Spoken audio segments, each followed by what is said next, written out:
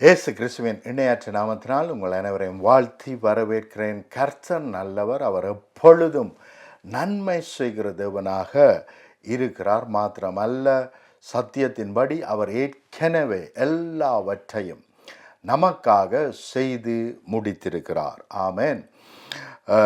இன்றைய நாளிலே தேவ செய்திக்குள்ளாக கடந்து செல்ல போகிறோம். பிரியமானவர்களே, தேவ செய்தி தான் எங்களை உயிர்ப்பிக்கிறது, எங்களை வாழ வைக்கிறது, எங்களை அடுத்த படிக்கு அழைத்து செல்லுகிறது. ஆமென்.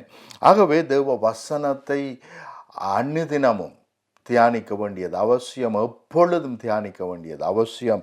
மாத்திரமல்ல, சரியாக அதை புரிந்து கொள்ள வேண்டும். அதுதான் மிக மிக முக்கியம். நிறைய பேரை எனக்கு தெரியும், அவர்களுக்கு ஆதியாமத்திலிருந்து வெளிப்படுத்தல் வரைக்கும் எந்த வசனம் எங்கே இருக்கிறது என்று நல்லாக தெரியும். ஆனாலும் அவருடைய வாழ்க்கையில் எந்த ஆசீர்வாதமும் இல்லை, எந்த விடுதலையும் இல்லை. ஈவன் பிசாசுக்கு கூட ஆதியாமத்திலிருந்து வெளிப்படுத்தல் வரைக்கும் நன்றாக தெரியும். ஆனால் அதனுடைய அர்த்தம், அதனால் அவன் ரட்சிக்கப்படுவான், வெற்றிகரமாக இருப்பான், தேவ சித்தத்தை நிறைவேற்றுவான் என்பது அல்ல. ஆகவே சரியாக நாங்கள் புரிந்து கொள்ள வேண்டும். அதுதான் முக்கியம். 5 வசனம் தெரிந்திருந்தாலும் அந்த 5 வசனங்களை சரியாக புரிந்து கொண்டால் தேவனுடைய மகிமை அதன் மூலமாய் வெளிப்படும். மாத்தாளை பார்த்து இயேசு சொல்லுகிறார், மாத்தாளே மாத்தாளே, நீ விசுவாசித்தால் தேவனுடைய மகிமையை காண்பா என்று நான் உனக்கு சொல்லவில்லையா என்று கேட்கிறார். அந்த ஒரு வசனத்தை மாத்தா விசுவசித்திருந்தாலே பெரிய ரட்சிப்பு, பெரிய மீட்பு, பெரிதான உயிர்த்தெழுதல் மாத்தாளுடைய வாழ்க்கையிலே அனுதினமும் நடப்பதற்கு நிச்சயமாய் அது அனுதினமும் நடப்பதற்கு அது ஏதுவாக இருக்கும். ஆமென். ஆனால் அந்த ஒரு வசனத்தை மறந்து போனபடியினால் அல்லது அதை நம்பாதபடியினால் நம்முடைய வாழ்க்கையிலே அற்புதங்கள் நடப்பதில்லை. ஒரு வசனம் தெரிந்தாலும் அதை முழுமையாய் பிடித்து கொண்டு அதே நம்பினால் நிச்சயமாய் அந்த வசனம் பெரிதான விடுதலையை நம்முடைய வாழ்க்கையிலே கொண்டு வரும். ஆமென். இன்றைக்கும் நாங்கள் பார்க்க போகிறோம், உலகம் முழுக்க நாங்கள் கேள்விப்படுகிற காரியங்கள் என்ன என்று சொன்னால், கொரோனா வைரஸ் மூலமாய் இந்த உலகம் முழுவதும் இன்றைக்கு அடைக்கப்பட்டிருக்கிறது. வெளியே போக முடியாதபடிக்கு நாங்கள் எல்லோரும் அடைக்கப்பட்டிருக்கிறோம். மாத்திரமல்ல, எல்லா சூழ்நிலையிலும் என்ன வந்திருக்கிறது? வேலை இல்லாத திண்டாட்டம், எல்லா கம்பெனிகளும் இழுத்து மூடப்பட்டிருக்கிறது. அப்போ எங்கே திரும்பினாலும் பிரச்சனைகள், வேதனைகள், பற்றாக்குறைகள், இதைத்தான் நாங்கள் கேள்விப்படுகிறோம். கவனியுங்கள், இஸ்ரவேல் ஜனங்களும் இப்படிப்பட்ட அழுத்தத்திலே, இப்படிப்பட்ட பிரச்சனைகளிலே, இப்படிப்பட்ட வேதனைகளிலே, துன்பங்களிலே, அவமானங்களிலே, நிந்தைகளிலே இருந்தார்கள். அப்பொழுது தேவன் எப்பேற்பட்ட விடுதலையை அவர்களுக்கு கொடுத்தார், அதை எப்படி கொடுத்தார் என்று நாங்கள் இன்றைய நாளிலே தியானிக்க போகிறோம். அப்படி தியானிப்பதினால்தான் தேவனுடைய திட்டம் என்ன, தேவனுடைய செயல்பாடு என்ன, தேவன் எப்படி அவற்றை வெற்றிகரமாக மாற்றி போட்டார் என்பதையெல்லாம் நாங்கள் பார்க்கும் பொழுது நாங்களும் அதே காரியத்தை நினைத்து ஜெபமாக பேசி அல்லது தீர்க்க தரிசனமாக பேசி நம்மால் பெற்றுக்கொள்ள முடியும்.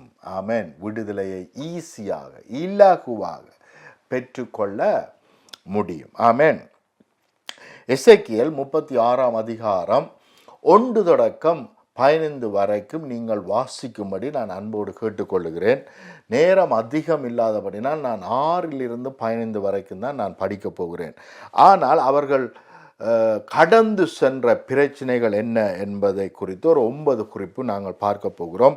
முதலாவது, enemies have attacked from all direction என்றால் அவர்களுடைய எதிரிகள் எல்லா முனையிலும் இருந்து அவர்களை தாக்குகிறவர்களாக இருந்தார்கள். இன்றைக்கு இந்த உலகம் எல்லா முனையிலும் தாக்கப்பட்டு கொண்டிருக்கிறது. சத்துருவானவன் எல்லா விதத்திலும் என்ன செய்கிறான்? ஜனங்களை தாக்கி கொண்டிருக்கிறான் என்று நாங்கள் பார்க்கிறோம். இது முதலாவது சத்துருவனுடைய கிரிகை. கொரோனா வைரஸ் என்பது ஒரு சத்துருவின் கிரியை என்று கூட புரிந்து கொள்ளாத தேவ பிள்ளைகள் இந்த உலகத்திலே அநேகர் இருக்கிறார்கள். இதை தேவன்தான் அனுப்பியிருக்கிறார் என்று நினைக்கிறவர்கள் அநேகம் இருக்கிறார்கள். ஜனத்தொகையை குறைப்பதற்காக தேவனுடைய ஞானமான திட்டங்கள் இவைகள் என்று அநேகர் அப்படியாகவும் விசுவாசிக்கிறவர்கள் அநேகர் இருக்கிறார்கள். ஆனால் இவர்கள் எல்லாம் தவறாய் விசுவாசிக்கிறார்கள். ஏனென்றால் தேவனை குறித்த சரியான அறிவு அவர்களுக்கு இல்லை. அதனால்தான் ஆண்டவர் சொல்லுகிறார், என்னுடைய ஜனமோ அறியாமையினால் சங்காரமாகிறார்கள் என்று ஓசியா 4:6 நாங்கள் பார்க்கிறோம். தேவனுடைய ஜனம் எனப்பட்ட ஜனம் கூட இன்றைக்கு அறியாமையினால் அழிந்து கொண்டிருக்கிறார்கள். எனிமி என்று சொல்லுகிற எங்களுடைய எதிரி நம்மை மேற்கொண்டு எல்லா விதத்திலும் எங்களை கட்டி போட்டிருக்கிறான், எல்லா விதத்திலும் எங்களை சூறையாடி இருக்கிறான், எல்லா விதத்திலும் எங்களிடத்தில் இருக்கிற எல்லா நன்மையையும் மேன்மையையும் ஆசீர்வாதங்களையும் ஈவன் ஜீவனையும் எடுத்து போடுகிறான் என்று நாங்கள் பார்க்கிறோம்.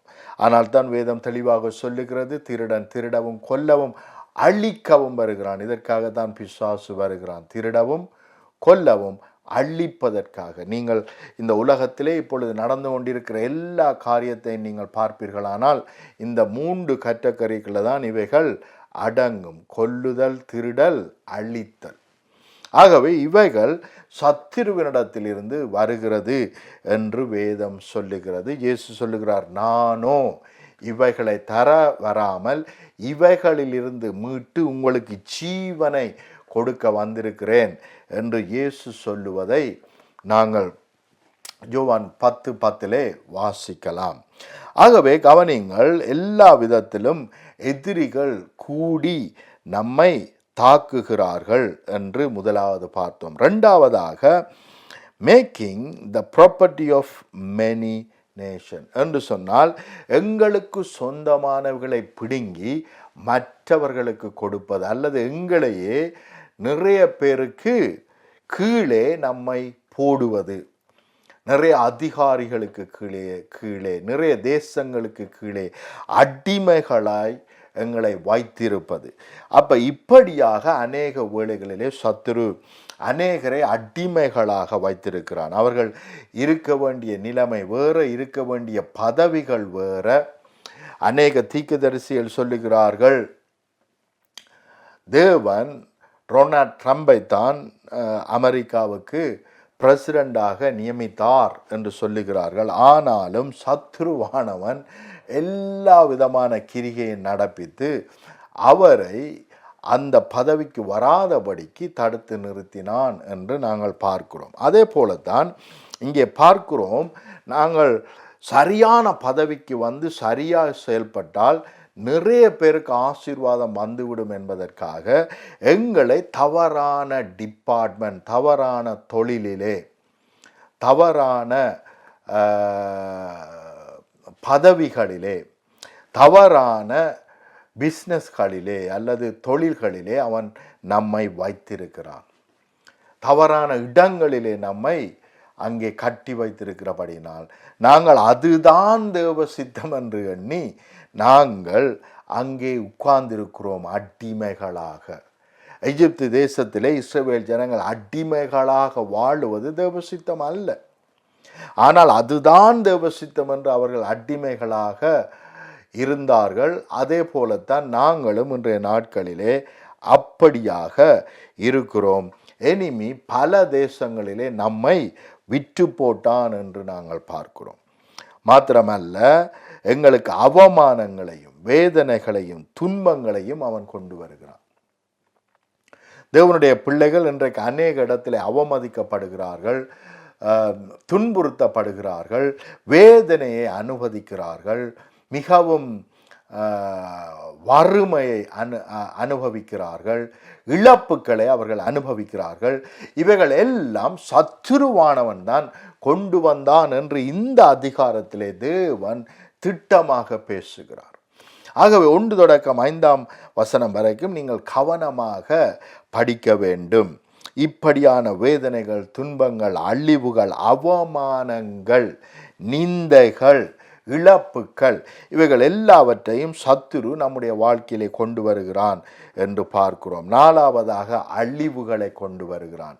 பெரிய பெரிய கொரோனா வைரஸ் மாத்திரமல்ல, பெரிய புயல்கள், பெரிய பூமி நடுக்கங்கள், இப்படியான காரியங்களை அவன் உருவாக்கி தேசத்திலே அழிவுகளை அவன் கொண்டு வருகிறான் என்று தேவன் திடமாக சொல்லுகிறார். ஆனால் அநேக வேளைகளிலே நாங்கள் இது பிசாசினிடத்திலிருந்து வந்தது, சத்துருவினிடத்திலிருந்து வந்தது என்பதை புரிந்து கொள்ளாமல் தேவன் இதை அனுமதித்தார் என்று நாங்கள் நினைக்கிறோம். கவனியுங்கள், படகிலே அப்போஸ்தலர்களும் இயேசுவும் கடந்து செல்லும் பொழுது அங்கே கடும் புயல் எழும்பி அவர்களை அழிக்க வரும் பொழுது அவர்கள் பிதா அனுமதித்தார் என்று அவர்கள் சொல்லவில்லை. மாறாக அவர்கள் கேட்கிறார்கள், நாங்கள் மடிகிறோம், இயேசுவே உமக்கு கவலை இல்லையா என்று தான் கேட்டார்கள் ஒழிய, இந்த பெரிய புயலை தேவன்தான் அனுமதித்தார், ஆகவே அதற்கு ஒப்பு கொடுப்போம், அதற்கு கீழ்ப்படிவோம் என்று அவர்களும் சொல்லவில்லை.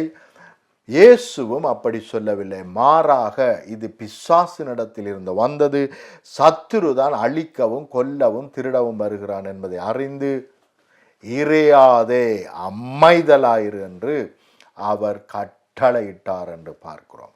ஆனால் இன்றைக்கு இந்த அறிவு தேவ பிள்ளைகளுக்கே இல்லை. அவர்கள் என்ன நினைக்கிறார்கள் என்றால், இவைகள் எல்லாவற்றையும் தேவன் தான் அனுமதித்தார் என்று அவர்கள் நினைக்கிறார்கள். ஆனால் வேதம் தெளிவாக சொல்லுகிறது, நீங்கள் இந்த பூமியிலே என்னத்தை கட்டுவீர்களோ அது கட்டப்பட்டிருக்கும், பரலோகத்திலும் கட்டப்பட்டிருக்கும். நீங்கள் இந்த பூமியில என்னத்தை கட்டவிழ்க்கிறீர்களோ அது பரலோகத்திலும் கட்டவிழ்க்கப்பட்டிருக்கும் என்று தேவன் சொல்லிவிட்டார். சரியான டிரான்ஸ்லேஷன் இன்னும் விளக்கமாக சொல்லுகிறது. இது என்னென்று சொன்னால், இந்த பூமியிலே நீங்கள் அனுமதிப்பது என்னவோ அது பரலோகமும் அதை அனுமதிக்கும். இந்த பூமியிலே எவற்றையெல்லாம் நீங்கள் அனுமதிக்காது இருக்கிறீர்களோ அதை பரலோகமும் அனுமதிக்காது என்று தான் அந்த வசனம் சொல்லுகிறது. ஆகவே இதை புரிந்து கொள்ளாமல் நாங்கள் பிசாசை கட்டி கொண்டிருக்கிறோம். ஆனால் அநேக காரியங்களை, பிசாசின் கிரியைகளை நாங்கள் அனுமதிக்கிறோம். ஆனால் அனுமதிக்க கூடாது. பிசாசுக்கு எதிர்த்து நில்லுங்கள், அப்பொழுது அவன் உங்களை விட்டு ஓடிப்போவான் என்று நாங்கள் யாக்கோப்பு 4:7 நாங்கள் வாசிக்கிறோம். ஆகவே இவைகள் எல்லாம் மிக மிக மிக முக்கியமானவைகள். பிசாசுக்கு இடம் கொடுக்காதிருங்கள் என்று நாங்கள் எபேசியர் 4:27 வாசிக்கிறோம். ஆகவே பிரியமானவர்களே, மிக மிக முக்கியம்.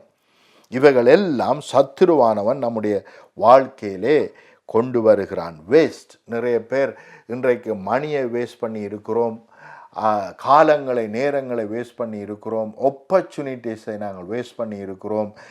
ஏனென்று சொன்னால் இவைகள் எல்லாம் தேவன் நமக்கு கொடுத்திருக்கிறார் என்பதை முதலாவது அறியவில்லை. ரெண்டாவது, அதற்கு விரோதமாக தடைகளையும் தாமதங்களையும் பிசாசு தான் கொண்டு வருகிறான் என்பதையும் நாங்கள் புரிந்து கொள்ளவில்லை.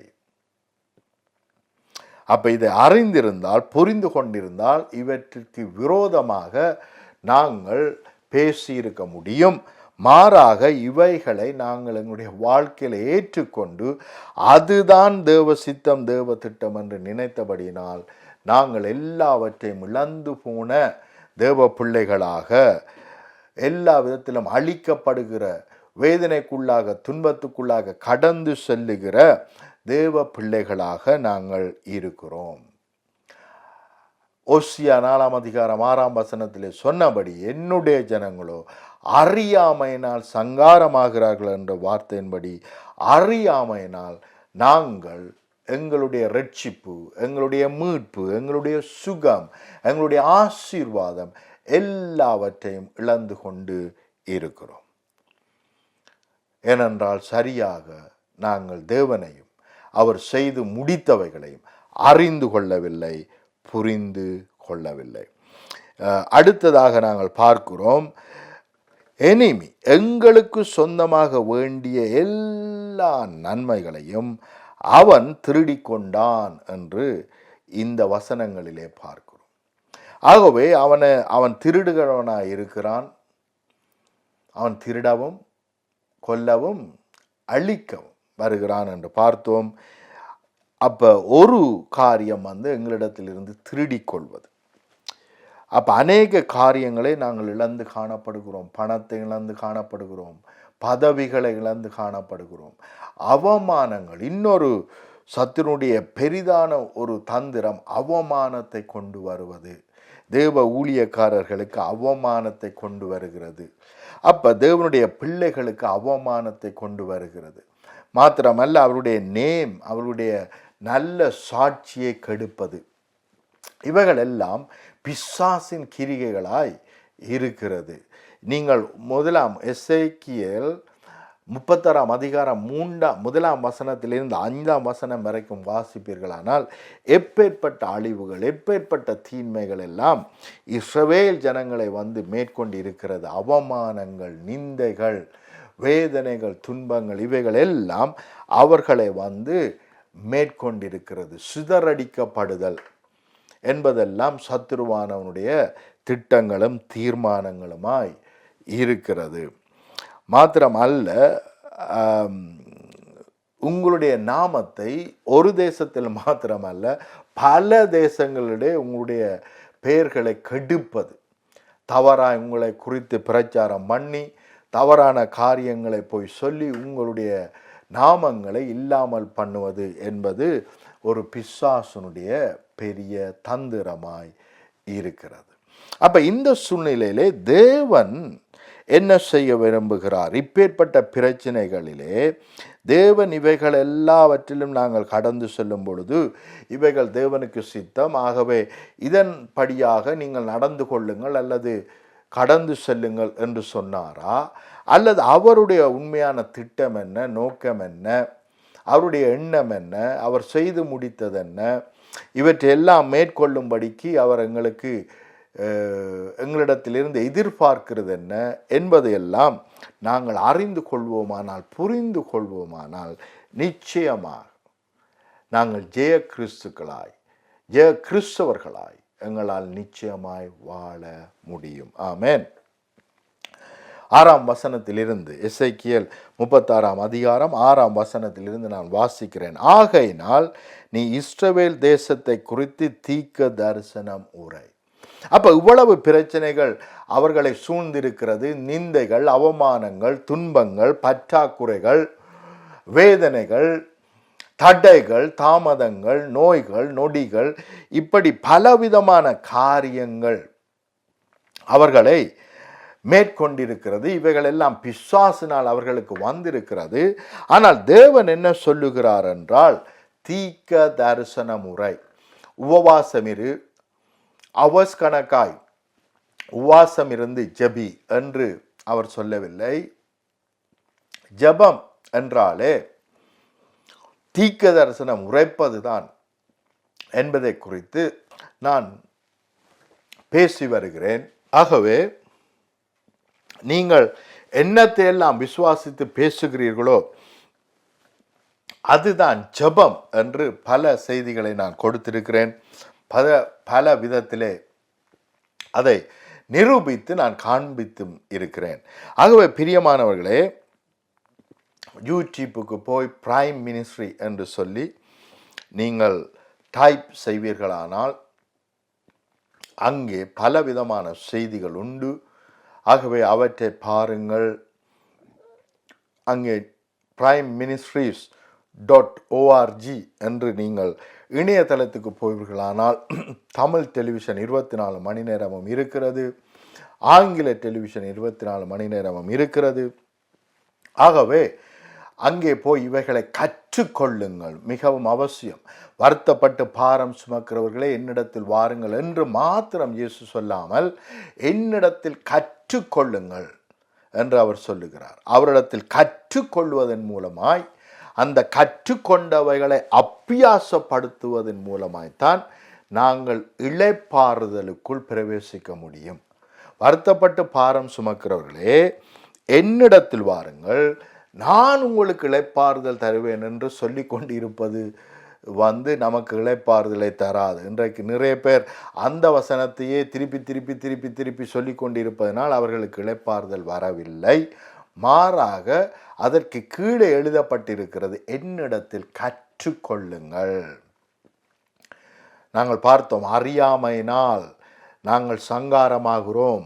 அப்ப இயேசு கிறிஸ்துவிடத்திலே கற்றுக்கொள்வதன் மூலமாய் வருத்தப்பட்டு பாரம் சுமக்கிற எங்களுடைய வாழ்க்கையிலிருந்து விடுதலையாகி இலகுவான லேசான வாழ்க்கைக்குள்ளாய் நாங்கள் பிரவேசிப்போம். ஆமென். அதுதான் தேவ திட்டம், தேவ சித்தம்.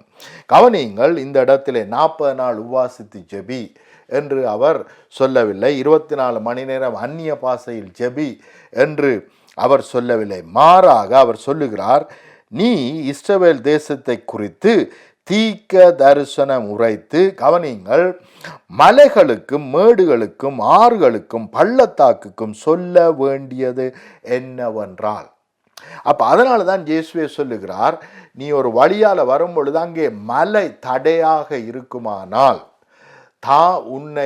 உன்னுடைய பயணத்தை மேற்கொள்ளாதபடிக்கு தாமதமாக்குவதற்காக அங்கே உனக்கு முன்பாக குந்தி கொண்டு இருக்குமானால் அதை ரிமூவ் பண்ணு, அதை அந்த இடத்தை விட்டு அகற்றும்படி கட்டளையிடு, பெயர்ந்து போய் கடலுக்கு தள்ளுண்டு போ என்று சொன்னால் அது நடக்கும் என்று சொல்லுகிறார்.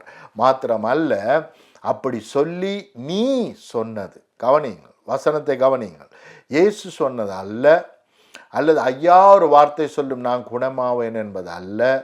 மலையை பார்த்து பெயர்ந்து போ என்று சொல்லி நீ விசுவாசித்தால், நீ சொன்னது அப்படியே நடக்கும் என்று நீ விசுவாசித்தால், நீ சொன்னது அப்படி நடக்கும் என்று தேவன் விசுவாசித்தார் என்று அல்ல, அல்லது தேவனே நீர் ஏதாவது ஒரு வார்த்தையை ரிலீஸ் பண்ணும் என்று ஜெபிப்பதினால் அல்ல.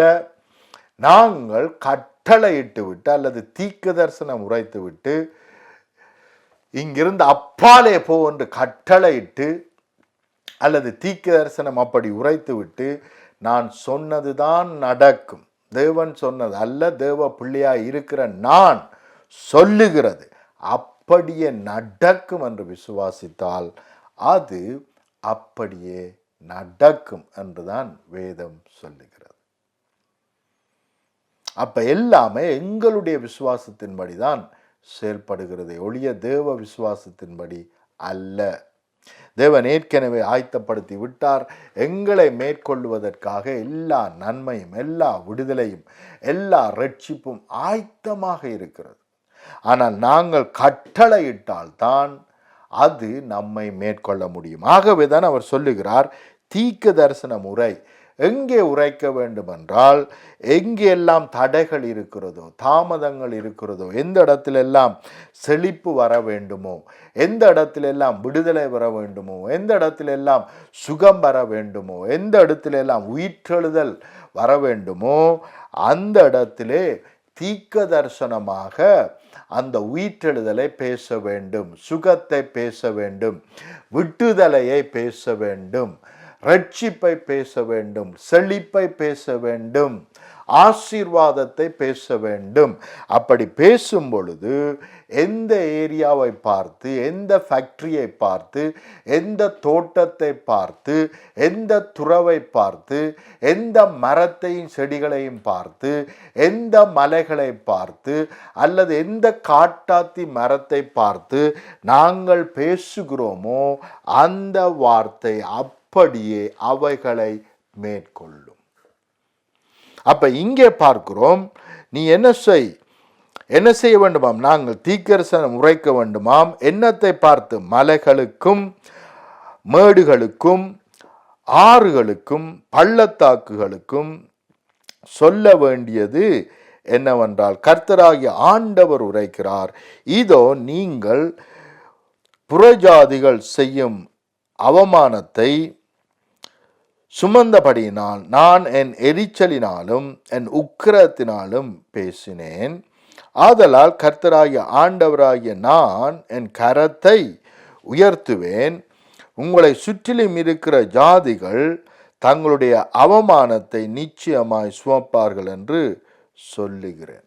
அப்ப அவமானம் எங்கே வந்திருக்கிறதோ அந்த இடத்துல ஐயோ அவமானம், ஐயோ அவமானம், ஏன் இவர்கள் என்னை அவமானப்படுத்துகிறார்கள், துன்பப்படுத்துகிறார்கள், இயேசுவுக்கும் இப்படித்தானே செய்தார்கள், இயேசுவை பிசாசின் தலைவர் என்று கூப்பிட்டார்களே, ஆகவே இவர்கள் எனக்கு அதைவிட அதிகமாய் செய்வார்கள் என்று சொல்லி எல்லா அவமானங்களையும் நாங்கள் ஏற்றுக்கொள்ளுகிறோம். ஆனால் தேவன் சொல்லுகிறார், நீ தீர்க்க தரிசனம் உரை, அப்படி அதற்கு விரோதமாய் நீ தீர்க்க தரிசனம் உரைக்கும் பொழுது அவமானம் நம்மை அல்ல, நமக்கு அவமானத்தை கொண்டு வர நினைத்த பிசாசின் மீது அந்த அவமானங்கள் போய் சேரும் என்று சொல்லுகிறார். அவன் நமக்கு அவமானத்தை கொண்டு வர முயற்சி செய்தான், ஆனால் அவமானம் அவனை மேற்கொள்ள போகிறது. நமக்கு சுயயினத்தை கொண்டு வரணும் என்று அவன் சுயயினத்தை கொண்டு வந்து நமக்கு அவமானத்தை தர வேண்டும், பற்றாக்குறையை கொண்டு வந்து நமக்கு அவமானத்தை தர வேண்டும், வேதனைகள் துன்பங்களை கொண்டு வந்து நமக்கு அவமானத்தை தர வேண்டும். சபை உங்களுடைய சபைகளை இல்லாமல் பண்ணி நமக்கு அவமானத்தை கொண்டு வர வேண்டும். இப்படி பல விதத்திலே அவன் முயற்சி செய்கிறான். ஆனால் தேவனோ சொல்லுகிறார், அவனுக்குத்தான் அந்த அவமானம் போய் சேரும் என்று அவர் சொல்லுகிறார். ஆகவே பிரியமானவர்களே, மிக மிக முக்கியம், அவமானம் சத்துருவை மேற்கொள்ளும் என்று சொல்லுகிறார். அவமானம் எங்களை மேற்கொள்ளுவது தேவ சித்தம் அல்ல. அதனால் தான் அவர் நம்முடைய அவமானங்களை சுமந்தார், வேதனைகளை துன்பத்தை சுமந்தார், நானும் நீங்களும் சுமக்க கூடாது என்பதற்காக. இவற்றை நாங்கள் எஸ்ஐயா 53 அதிகாரத்திலே நாங்கள் வாசிக்கலாம். ஆமென். கவனியுங்கள். மாத்திரமல்ல, இஸ்ரவேல் மலைகளே, நீங்கள் உங்கள் கொப்புக்களை விட்டு என் ஜனமாகிய இஸ்ரவேலுக்கு உங்கள் கனிகளை கொடுப்பீர்கள், அவர்கள் சமீபமாய் வந்து விட்டார்கள். கவனிங்கள், அங்கே இருக்கிற கொம்புகள், அங்கே இருக்கிற மரம், செடி, கனி எல்லாவற்றிற்கும் நாங்கள் தீர்க்க தரிசனம் உரைக்க வேண்டுமாம். எப்படி உரைக்க வேண்டும்? பலுகி பெருகி கனி கொடுப்பாயாக என்று நாங்கள் கட்டளையிட வேண்டும் என்று தேவன் சொல்லுகிறார். தீர்க்க தரிசனம் உரைக்க வேண்டும் என்று தேவன் சொல்லுகிறார். நான் சிறு வயது உள்ளவனாக இருக்கும் பொழுது என்னுடைய தாயார், நாங்கள் அந்த நாட்களிலே ரட்சிக்கப்பட்டு தேவனை அறிந்து வாழுகிற நாட்களிலே என்னுடைய தாயார் அங்கிருந்த பிலாமரம் கனி கொடுப்பதில்லை என்று சொல்லி அங்கே சொன்னார்கள். சொன்ன பொழுது என்னுடைய தாயார் போய் அந்த பிலாமரத்தின் மேல் கையை வைத்து கட்டளையிட்டார், கனி கொடுப்பாயாக என்று சொல்லி. அதற்கு பிறகு பல சீசன் வந்த பொழுது அந்த பிலாமரம் நினைக்க முடியாத அளவுக்கு கனி கொடுத்திருந்தது. ஏனென்றால் என்னுடைய தாயார் தீர்க்க தரிசனம் உரைத்தார், கனி கொடுப்பாயாக என்று சொல்லி. அதைத்தான் இயேசு நமக்கு கற்றுக் கொடுக்கிறார். இனிமேல் கனி கொடுக்காதிருப்பதாக என்று சொன்ன உடனேயே அந்த மரம் பட்டு போயிட்டு, அதே மரத்தை பார்த்து இனி பல்லாயிரங்களுக்கு கனி கொடுப்பாயாக என்று நாங்கள் கட்டளையிட்டால் அவைகள் அப்படியே நடக்கும் என்று தேவன் சொல்லுகிறார், நமக்கு கற்றுக் கொடுத்திருக்கிறார். இங்கே பார்க்கிறோம், என்ன செய்யட்டாம்? கனிகள், செடிகள் எல்லாவற்றிற்கும் கனி கொடுக்கும்படி தீர்க்க தரிசனம் உரை என்று தேவன் சொல்லுகிறார். நீங்கள் உங்கள் கொப்புக்களை விட்டு என் ஜனமாகிய இஸ்ரவேலுக்கு விட்டு என்று சொன்னால் வளர்ந்து கொப்புக்களை எல்லாம் நீங்கள் என்ன செய்யுங்கள்? கொப்புக்களை எல்லாம் உருவாக்கி இன்னும் பலுகி பெருகுங்கள் என்று ஆங்கிலத்தில் சொல்லப்பட்டிருக்கிறது. அதே காரியங்களை இங்கே கொப்புகளோடு மட்டும் நிறுத்திவிட்டார்கள். ஆனால் ஆங்கிலத்திலே பலுகி பெருகுங்கள், ப்ரொடியூஸ் அண்ட் பி ஃப்ரூட்ஃபுல் என்று இருக்கிறது. ஆகவே பலுகி பெருகி கனி கொடுங்கள் என்ற வசனம்தான் அங்கே எழுதப்பட்டிருக்கிறது ஆங்கிலத்திலே. என் ஜனமாகிய இஸ்ரவேலுக்கு உங்கள் கனிகளை கொடுப்பீர்கள். அப்ப கனி கொடுக்காத மரத்தை பார்த்து தீர்க்க தரிசன முறை, கொடுக்கையிலே ஆண்டவரே, கொடுக்கையிலே ஆண்டவரே, ஏதாவது செய்யும் ஆண்டவரே என்று சொல்லாமல் கொடுப்பாயாக என்று உனக்கு கட்டளை இடுகிறேன் என்று தீர்க்க தரிசனம் உரை என்று தேவன் சொல்லுகிறார். இன்றைக்கு உங்களுடைய வாழ்க்கையில் எந்த ஏரியாவிலே உங்களுக்கு ஆசீர்வாதம் வேண்டுமோ அந்த ஏரியாவிலே நீங்கள் சொல்ல வேண்டியது பலுகி பெருகுவாயாக, கனி கொடுப்பாயாக, சுகஹீனமாக இருந்தால் சுகமுண்டாயிருப்பதாக, தடைகள் தாமதங்கள் இருந்தால் தடையை உடைத்து போடுகிற தேவன் நமக்கு எல்லா தடைகளையும் உடைத்து முன் செல்லுகிற கிறிஸ்துவாய் இருக்கிறபடினால் தடையே வெளியேறு, இனிமேல் நமக்கு தடை இல்லை, நாங்கள் முன்னேறி செல்லுவோம், நாங்கள் இன்னும் அதிகமாய் பலுகி பெருகுவோம், எங்களுக்கு தடை இல்லை என்று தீர்க்க தரிசனம் உரையுங்கள். ஆமென். அப்படி உரைக்கும் பொழுது என்ன நமக்கு வேண்டுமோ அவற்றை தீர்க்க தரிசனமாக நாங்கள் உரைக்கும் பொழுது அவைகள் வந்து மேற்கொள்ளும். கவனியுங்கள், இங்கே பார்க்கிறோம் 1ஆம் வசனத்திலிருந்து 5ஆம் வசனம் வரைக்கும் அவர்களுக்கு நிறைய புரோப்பங்கள் இருக்கிறது. அந்த புரோப்பலத்தில் இருந்து எப்படி அவர்கள் மேற்கொள்ள முடியும், விடுதலையை பெற்றுக்கொள்ள முடியும் என்கின்ற ரகசியத்தை தேவன் இங்கே சொல்லிக் கொடுக்கிறார். அந்த ரகசியம் என்ன? தீர்க்க தரிசனம் உரைப்பது. சரியாக உரைக்க வேண்டும், தவறான காரியத்தை பேசக்கூடாது. ஜெபத்திலே தவறான காரியத்தை பேசிக்கொண்டிருக்கிறோம். ஜெபத்திலே தீர்க்க தரிசனம் உரைப்பது தான் ஜெபம். எங்களுடைய பிரச்சனையை ஜெபத்திலே பேசக்கூடாது. ஆனால் பிரச்சனைக்கு வேண்டிய பதில், வெற்றி, விடுதலை அதைத்தான் பேச வேண்டும் என்பதுதான் தேவ திட்டம், தேவ சித்தம். அதைத்தான் தேவன் உருவாக்கி இருக்கிறார். அவர் சொல்லுகிறார், உலகத்தில் உங்களுக்கு உபத்திரவம் உண்டு. அப்போ உலகத்திலே பல விதத்திலே பிசாசு உங்களுக்கு உபத்திரவம் தருவான் என்றதை சொல்லிவிட்டு அவர் சொல்லுகிறார், ஆனாலும் என்றால் உங்களுக்கு ஏற்கனவே நான் பல இடங்களிலே சொல்லியிருக்கிறேன். ஆனாலும் என்று சொன்னால் பழைய சொல்லப்பட்ட செய்தி இனிமேல் எங்களுக்கு சொந்தம் அல்ல. இனிமேல் சொல்லப்படுகிற செய்தி தான் நமக்கு சொந்தம். நான் ஒரு விதத்திலே உங்களை பார்த்து நான் நாளைக்கு உங்களோட வீட்டுக்கு வருகிறேன் என்று சொல்லியிருந்தேன், ஆனாலும் என்று சொன்னாலே அது கேன்சல் ஆகி விட்டதுன்ற அர்த்தம். இனிமேல் நான் என்ன சொல்ல போகிறோனோ அதுதான் என்ன செய்ய போகிறது, செயல்பட போகிறது என்று அர்த்தம். ஆனாலும் என்னால் நாளைக்கு வர முடியாது, இன்னும் ஒரு வாரத்திலே வருகிறேன் என்று நான் சொல்லலாம்.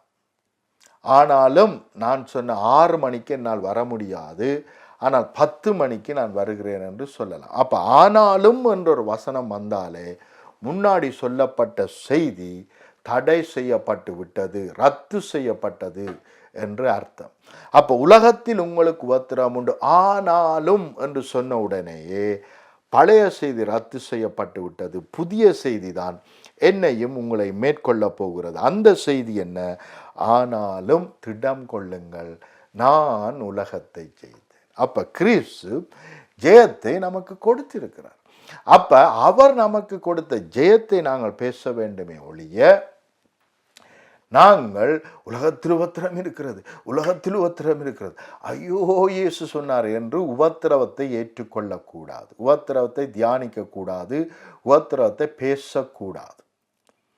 தீர்க்க தரிசனம் என்றாலே நமக்கு என்ன வெற்றி வேண்டுமோ, என்ன விடுதலை வேண்டுமோ, என்ன சுகம் வேண்டுமோ, என்ன பாதுகாப்பு வேண்டுமோ, எப்பேற்பட்ட ஆப்பர்ச்சுனிட்டிஸ் நமக்கு வேண்டுமோ அதை பேசுவதுதான் தீர்க்க தரிசனம். அப்ப தீர்க்க தரிசனமாய் உரைக்கும்படி தேவன் சொல்லுகிறார்.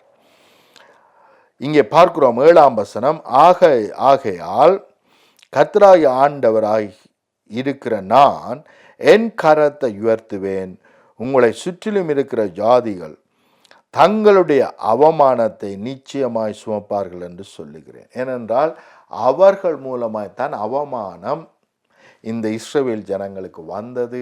ஆனால் இப்பொழுதோ தேவன் எந்த ஜனத்தையும் குற்றப்படுத்தவில்லை, அவர்களை நோக்கி பார்க்கவில்லை. ஆனால் மாறாக அதற்கு பின்னாலே கிரியை செய்கிற சத்துருவானவனுக்கு தான் அவமானம் போய் சேருகிறது.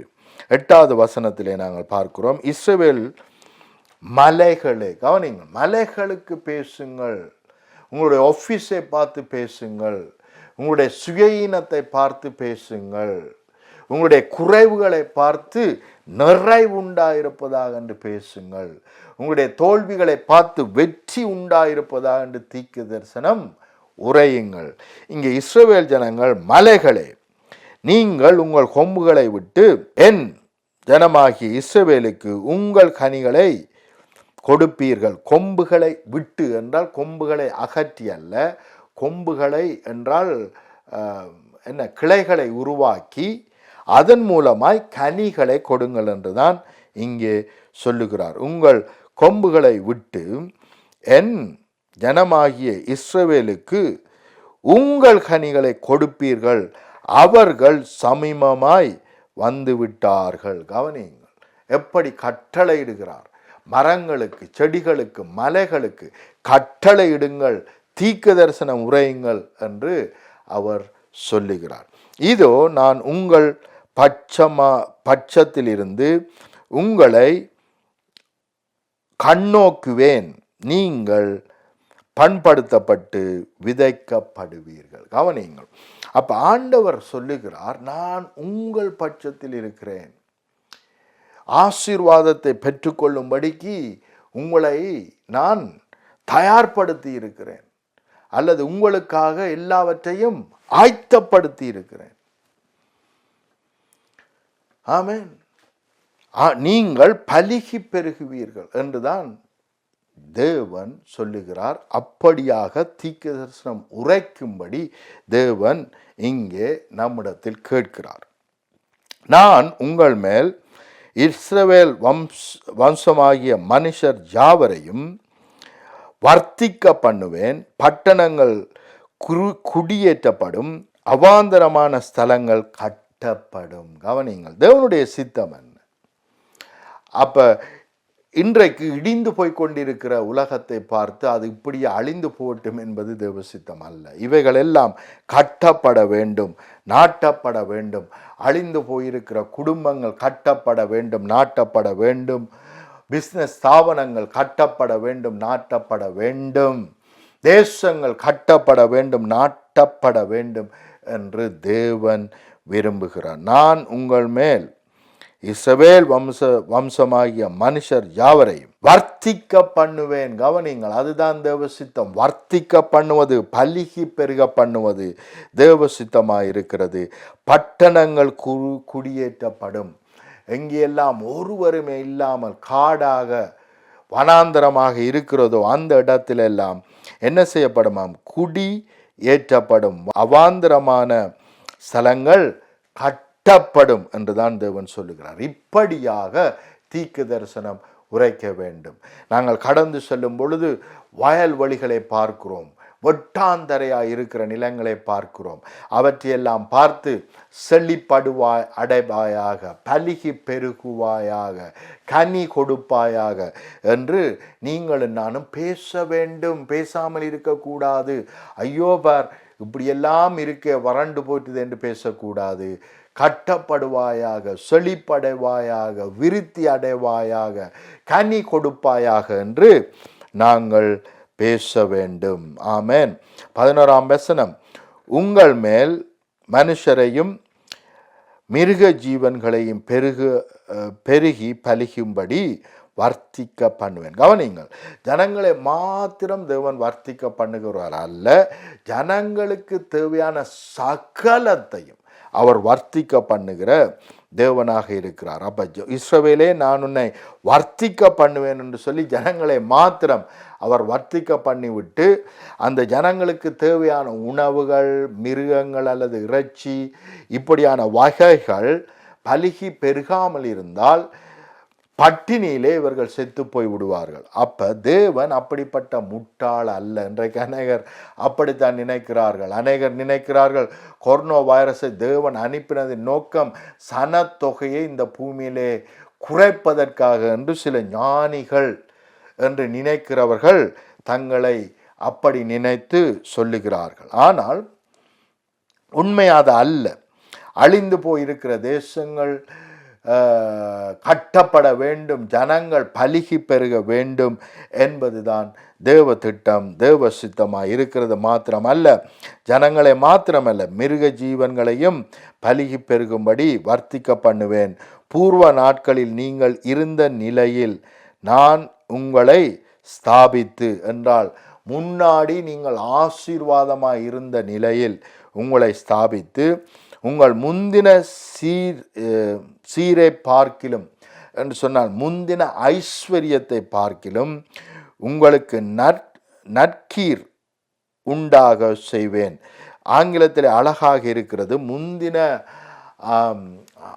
ஆசீர்வாதத்தை பார்க்கிலும் பிந்தின ஆசீர்வாதம் இன்னும் மிக மகிமையாய் மேன்மையாய் இருக்கும் என்று ஆங்கிலத்தில் இருக்கிறது.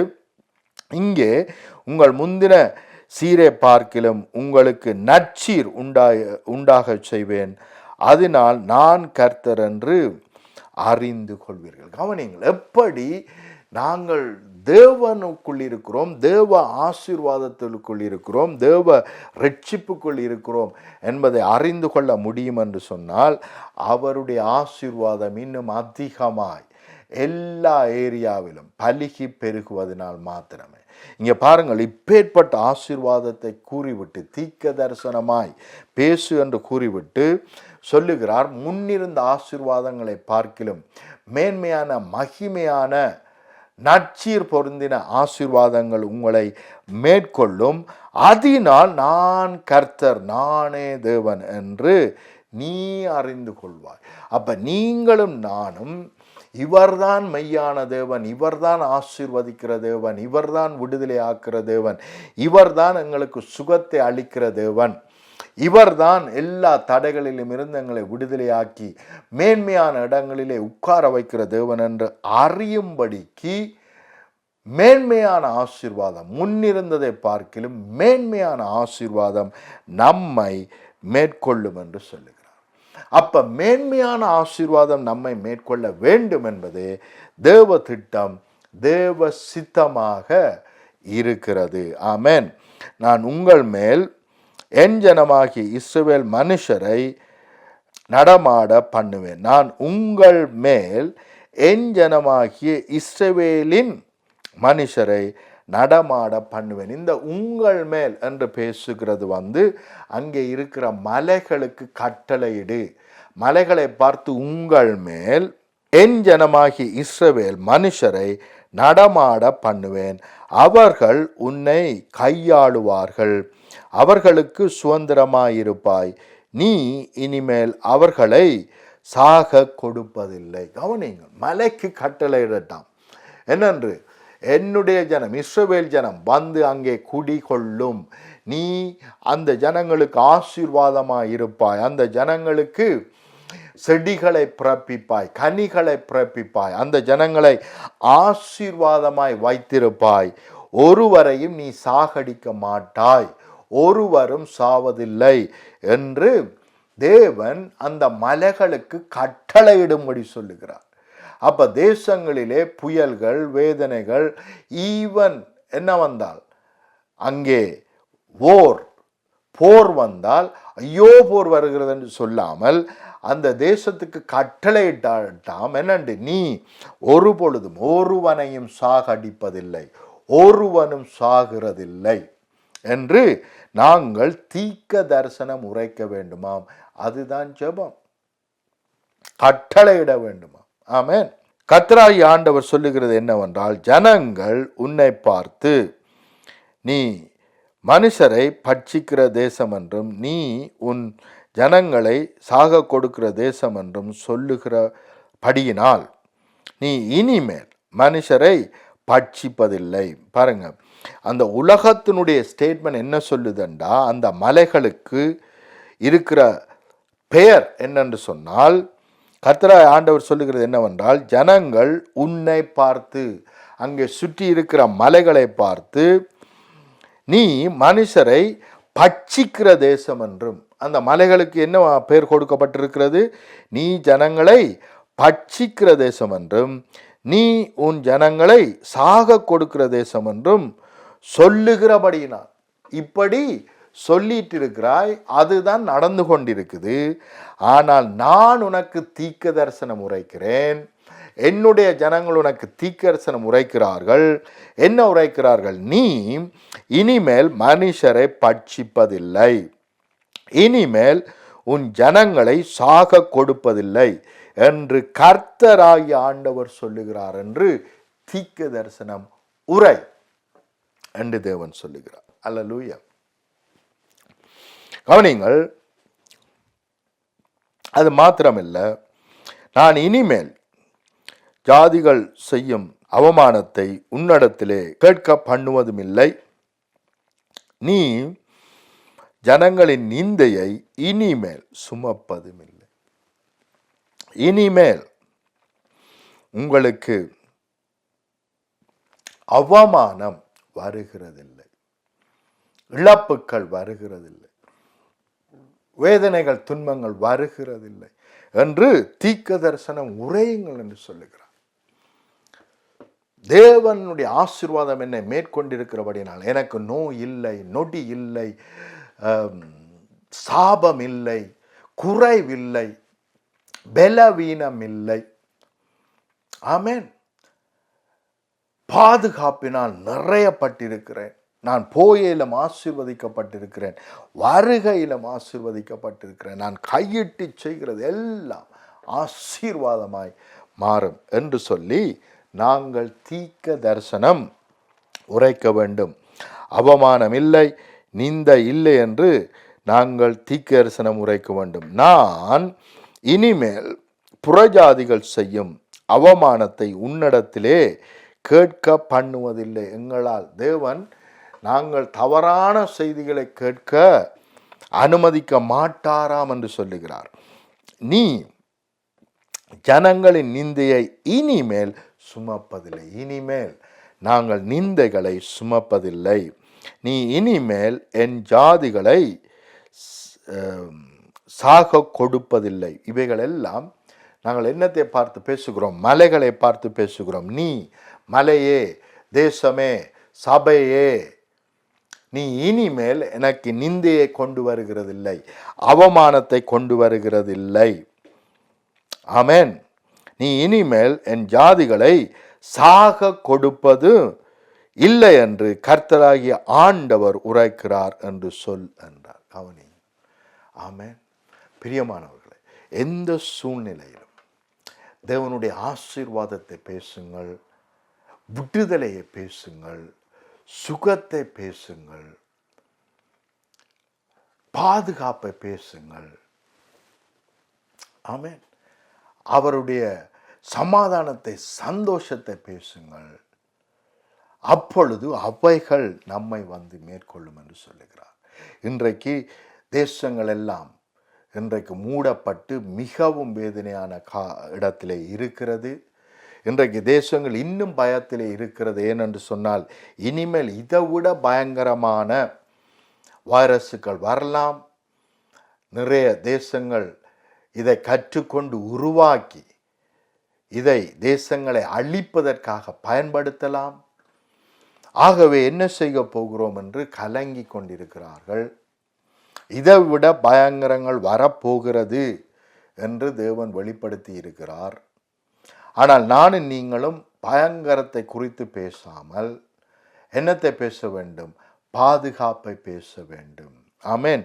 இனிமேல் தேசமே, நீ ஒருவரையும் சாக கொடுப்பதில்லை என்று தேசங்களை பார்த்து பேச வேண்டும். அப்படி பேசும் பொழுது நீங்கள் தீர்க்க தரிசனமாய் பேசின எந்த வார்த்தையாக இருந்தாலும் அது நிச்சயமாய் மேற்கொண்டு உங்களை, உங்களுடைய கிராமங்களை, உங்களுடைய பட்டணங்களை, உங்களுடைய தேசங்களை அது விடுதலை ஆக்கி பலுகி பெருக பண்ணும். ஆமென். ஜெபம் பண்ணுவோம்.